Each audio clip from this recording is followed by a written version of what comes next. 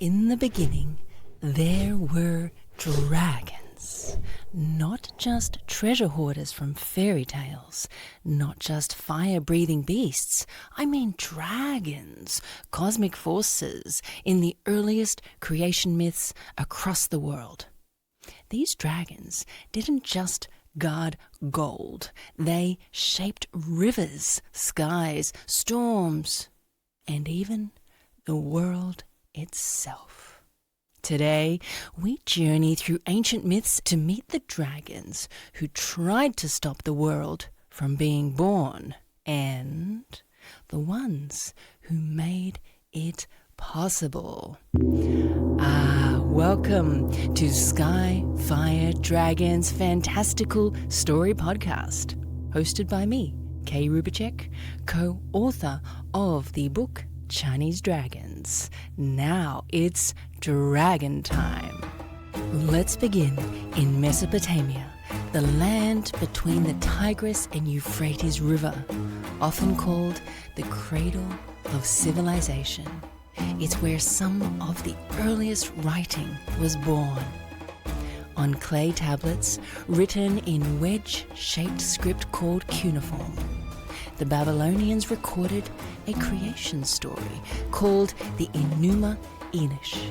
These texts are over 3,000 years old. In this myth, the universe starts with two primordial beings, Apsu, the god of fresh water, and Tiamat, the goddess of salt water.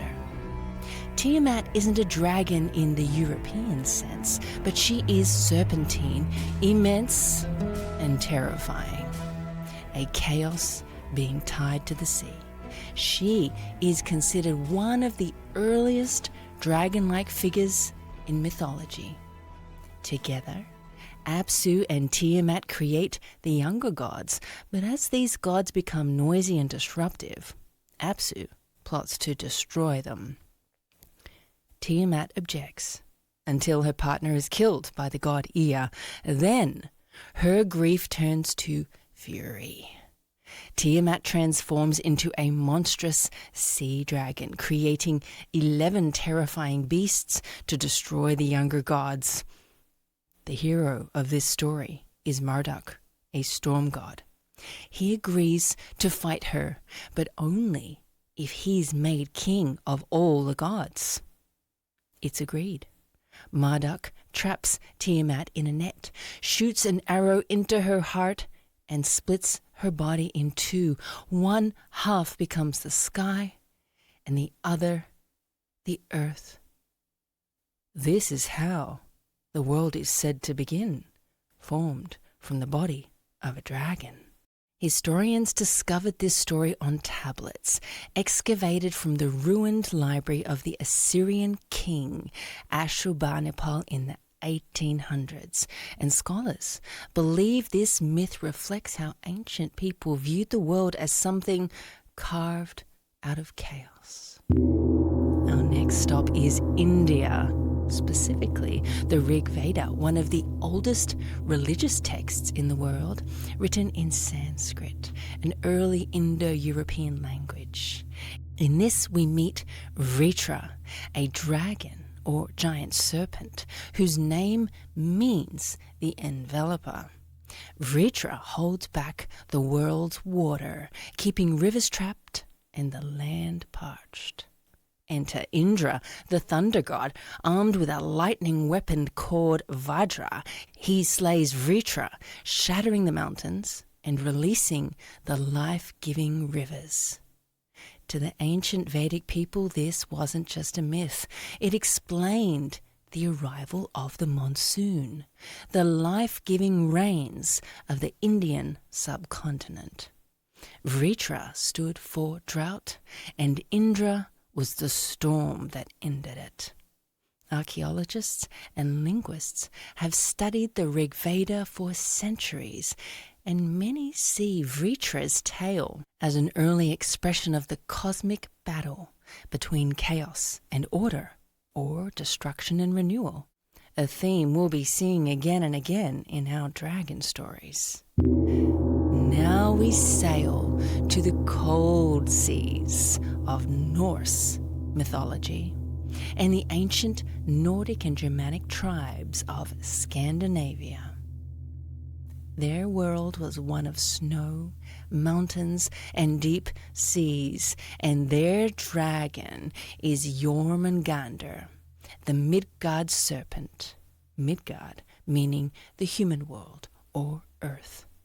Jormungandr is so enormous, he wraps around the entire planet and bites his own tail, a symbol known as the Ouroboros, which represents eternity or cycles without end. He is one of the monstrous children of Loki, a trickster god, and his destiny is tied to the Norse apocalypse called Ragnarok, the end of the world. At Ragnarok, Jormungandr rises from the sea spreading venom. He battles the thunder god Thor, and though Thor kills him, he takes just 9 steps before falling dead from the serpent's poison. These myths were preserved in 13th century Icelandic books like the Poetic Edda and Prose Edda. But they came from earlier oral storytelling traditions passed from skald to skald, skalds being Viking era poets and historians. In Jormungandr, we see a dragon who isn't just evil. He's part of the great cycle of life, death, rebirth, a force as natural as the sea he is said to dwell in. Next, in the Hebrew Bible, we meet Leviathan, a massive sea creature mentioned in Job, Psalms, and Isaiah. Leviathan is described as a twisting serpent, a monster of the deep, untamable and terrifying. In passages, he is a plaything of God. In others, a beast that will be slain at the end of time. Leviathan likely has roots in even older myths like Tiamat, and biblical scholars see him as representing primordial chaos held in check by divine power. Then, in China, dragons are creators, not destroyers. The word for dragon is long, and these creatures are serpent-like, wingless, powerful, and wise. Rather than breathing fire, they ride clouds, bring rain, and symbolize harmony with nature. In ancient times, emperors claimed to be born of dragons. Even today, being born in the year of the dragon is considered extremely lucky. One powerful tale tells of the 4 dragon kings who rule the 4 seas in each direction. When people suffered a great drought, the kings disobeyed the celestial jade emperor and poured rain onto the land. For their defiance, they were turned into rivers: the Yangtze River, the Yellow River, the Pearl River, and Heilongjiang rivers, bringing water to the land forever. In Chinese culture, dragons represent life-giving balance. They aren't monsters to kill. They are cosmic partners, guardians of wind, water, and fate. Next, in Polynesia, dragons often take the form of water spirits and guardians. In Hawaii, there are stories of the mo'o, giant lizard spirits who protect freshwater pools and sacred places. In Maori tradition of New Zealand, the taniwha are serpent or dragon-like beings who dwell in rivers or the sea. Some guard and protect, others devour trespassers. These stories are passed down orally through chants, dances, and legends, preserving spiritual connection to the land and ancestors. Meanwhile, in ancient Egypt, the serpent Apep, also called Apopis, was the eternal enemy of the sun god Ra.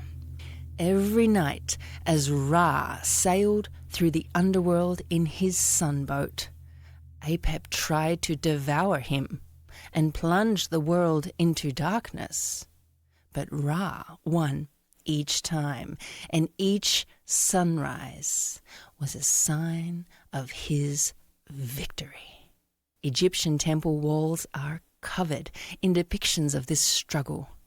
Apep wasn't part of creation, but he was part of its rhythm. Without that fight, it is said that the sun would not rise. Around the world, dragons appear in the first stories human told about where we came from.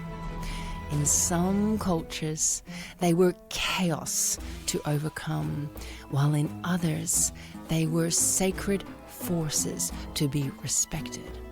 Some dragons were slain to make the world, while others became it. And maybe that's why dragons still live in our imagination, not just as monsters, but as the original mystery. What do you think? Thank you for listening to this episode of Sky Fire Dragons, hosted by Kay Rubicek, co-author of the book Chinese Dragons. Be sure to subscribe to this podcast on all your favorite platforms and send it to a friend so that we can meet again soon to share more fantastic dragon stories.